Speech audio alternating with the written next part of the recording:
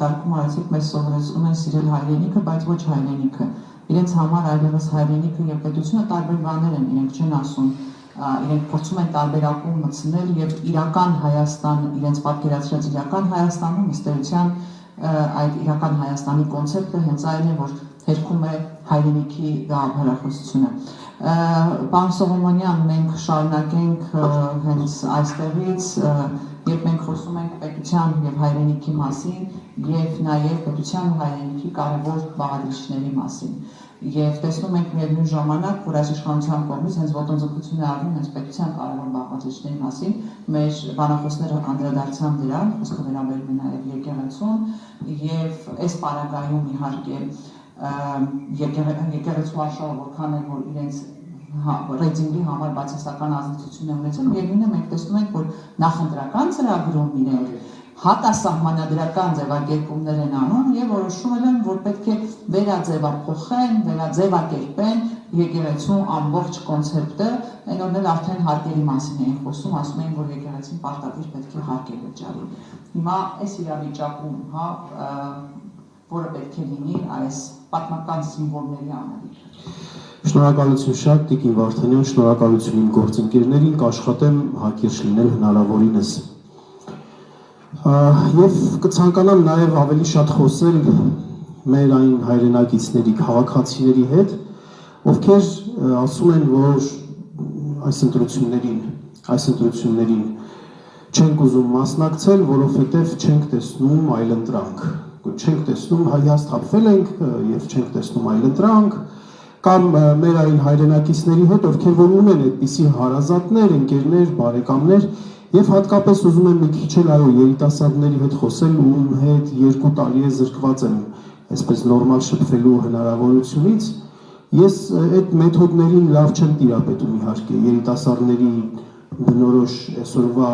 լեզվի մոտեցումների, չգիտեմ, չեմ երևի այդ առումով խորացել, բայց փորձեմ ասել այն ինչ որ ես մտածում եմ։ Ես ուզում եմ երկրորդն պարոն Սուրենյանցին, որ սա իսկապես քաղաքական ծրագրային ընտրություններ չի լինելու։ Այստեղ լինելու է ինքնության ստուգատես, այստեղ լինելու է արժեքային հանրաքվե այս ընտրությունները։ Այս ընտրությունները լինելու է ընտրություն հայ լինել չլինելու մասին,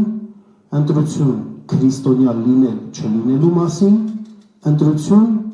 մարդ լինել չլինելու մասին։ Ես մի փոքր փորձեմ բացել ինչի նկատի ունեմ։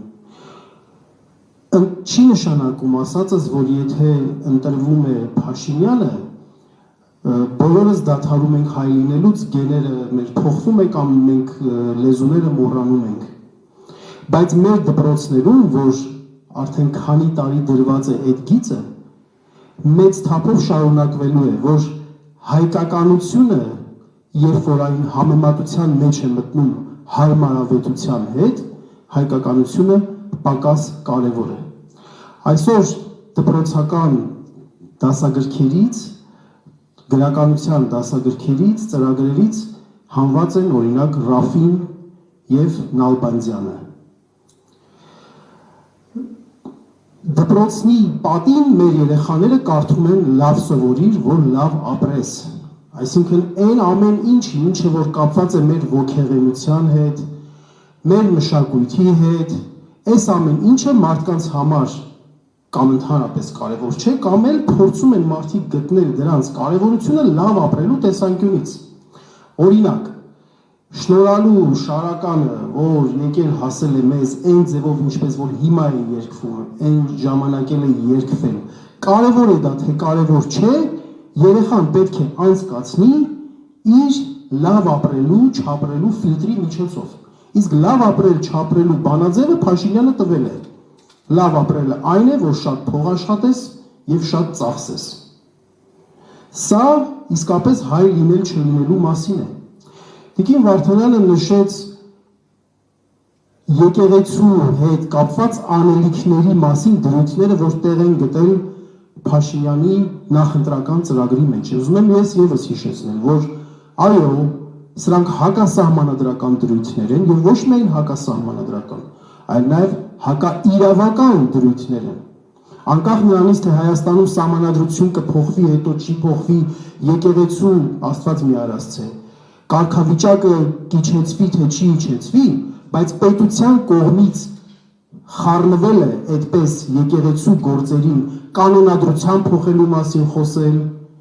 ամբողջ հայության կողմից ընտրված պատվիրակների կողմից ընտրված կաթողիկոսին փոխել, սրանք ոչ միայն հակասահմանադրական, այլև հակաիրավական քայլեր են։ Ու եթե մենք պատկերացնենք, թե այս օրակարգը ինքը ոնց է առաջ տանելու, մենք հաստատ այստեղ գործ չենք ունենալու սիրո եւ համերաշխության հետ, որը քրիստոնեության բովանդակությունն է, սերը եւ համերաշխությունը, այլ այստեղ ատելության, թշնամության, բախումների նոր ալիքներ են մեզ սպասվում։ Մեզ բոլորիս նոր բաժանարար գծեր են սպասվում, նոր ստրեսներ են մեզ սպասվում, այն ինչ որ գրված է Փաշինյանի ծրագրի մեջ։ Ու դա քրիստոնեությանը հակասող է, ատելությունը։ Եվ դա սովորականացվում է։ Եվ երրորդը, ինչ վերաբերում է մարդ լինել չլինելու։ Մարդկայնությունը ընդհանրապես, անկախ կրոնից, դավանանքից, 3 կարևոր հատկանիշ ունի։ Ճշմարտություն, բարություն եւ գեղեցկություն, էսթետիկա։ Մարդու բանականություն ինքը ձգտում է ճշմարտության, ինքը ձգտում է իրականությանը մոտ լինել հնարավորինս շատ։ Այն ինչ Փաշինյանի կողմից է մատուցվում, այն ինչ այս վերջին 8 տարիների ընթացքում է մատուցվել եւ նաեւ նախընտրական ծրագրում է տեղ գտել, ամբողջը ստի, կեղծիքի, մոլորության մասին է։ Հենց ձեր բերած օրինակը։ Այդ նախընտրական ծրագրի մեջ նշված է, որ Հայաստանյաց առաքելական Սուրբ եկեղեցին իրենց խոսքերով եմ ասում, իր փաստացի պետի գործունեության շնորհիվ կորցրել է վստահությունը հավատացյալների շրջանում։ Սուտ, որովհետև այդ ստին մենք ականատես ենք լինում ոչ միայն այն առումով, որ մենք կիրակի օրերը մտնում ենք եկեղեցիներ եւ փառք Աստծուն, այնտեղ տեսնում ենք շատ հավատացյալներ։ Փառք Աստծուն մենք տեսնում ենք երիտասարդների, որոնցից ոմանց էլ կալանավորում են, այլև մենք անց ենք կացնում սոցիոլոգիական հարցումներ եւ տեսնում ենք, որ Հայաստանյաց առաքելական Սուրբ եկեղեցին հիմա բանակի հետ միասին ամենաբարձր հանրային վարկանիշը ունեցող կառույցներից մեկն է։ Եվ այդ սուտը, կեղծիքը, որը հականիշն է ճշմարտության, որը ընկած է մարդկայնության հիմքում, մարդկայնության 3 սահմանային արժեքներից մեկն է, մշտապես եղել է, ես այս մի օրինակը բերեցի, բայց եթե մյուս օրինակները բերեմ, այսօր կարող է օրը մթնի։ Բարությունը հաջորդ չափանիշը, որ մարդկությանն է, ընդհանրապես մարդուն է բնորոշ եւ էթիկայի մասին է խոսքը, ինչպիսին պետք է լինի մարդը։ Դրա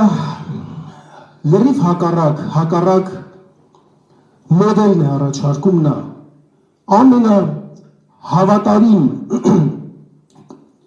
Փաշինյանին ամենահավատարիմ հետևող քաղաքացուն էլ հարցրեք, ասեք, այս 8 տարիների իր հանրային խոսքի մեջ, իր արածի մեջ